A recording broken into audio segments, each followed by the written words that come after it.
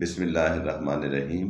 انتہائی محترم دیکھنے والوں سننے والوں، آج کل ایک بیان انتہائی گردش میں ہے اور وہ بیان ہے وزیر داخلہ جناب محسن نقوی صاحب کا، اور اس بیان کے بعد طوطے طوطیاں چڑیاں چڑے سب کچھ اڑا ہوا ہے بہت سے لوگوں کے ہاتھوں کا پاؤں کا، اور ایک عجیب سا ذہنی خلفشار ہے ہر جانب۔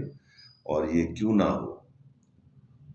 دیکھیں، ایک بات ہوتی ہے وقت کی سمت کے مطابق آپ بات کرتے ہیں کہ جدھر کو وقت آپ کو دھکیل کے لے جائے تو آپ ویسی بات شروع کر دیں، اور ایک بات ہوتی ہے اصولی نظریاتی بات یہ ہے کہ کسی بھی ملک کے اندر جو جمہوری سیٹ اپ ہوتا ہے نا، وہ جمہور کی وجہ سے ہوتا ہے، یعنی جمہور کہتے ہیں عوام کو، تو وہ عوام کی وجہ سے ہوتا ہے۔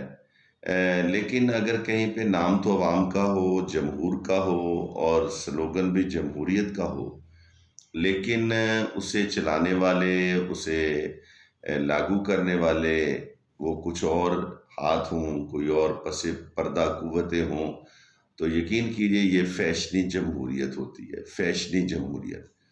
تو ہمارے ملک کے اندر ہمیشہ ایک فیشنی جمہوریت رہی، اور آپ کو پتہ ہے کہ فیشن جو ہوتا ہے یہ ایک محدود مدت تک چلا کرتا ہے، اور جب پھر تقاضے تبدیل ہوتے ہیں تو وہ فیشن جو ہوتا ہے وہ بدل جاتا ہے۔ تو اب یہ جو فیشنی جمہوریت ہے پاکستان کے اندر، میں سمجھتا ہوں کہ موجودہ حکومت کو تقریباً 2 سال پہلے اور کوئی 3 سال کے لگ بھگ مزید ان کو دے دیے گئے ہیں، اور اب یہ انف، یہ کافی ہے۔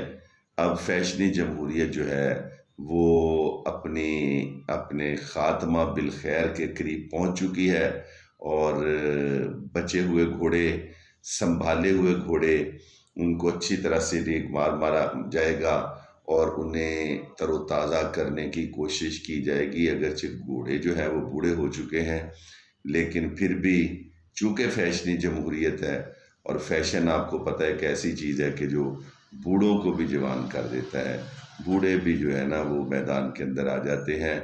تو اللہ پاک خیر کرے۔ نیندیں اڑی ہوئی ہیں، پریشانیاں عروج پہ ہیں، اب دیکھتے ہیں کہ آگے آگے کیا ہوتا ہے۔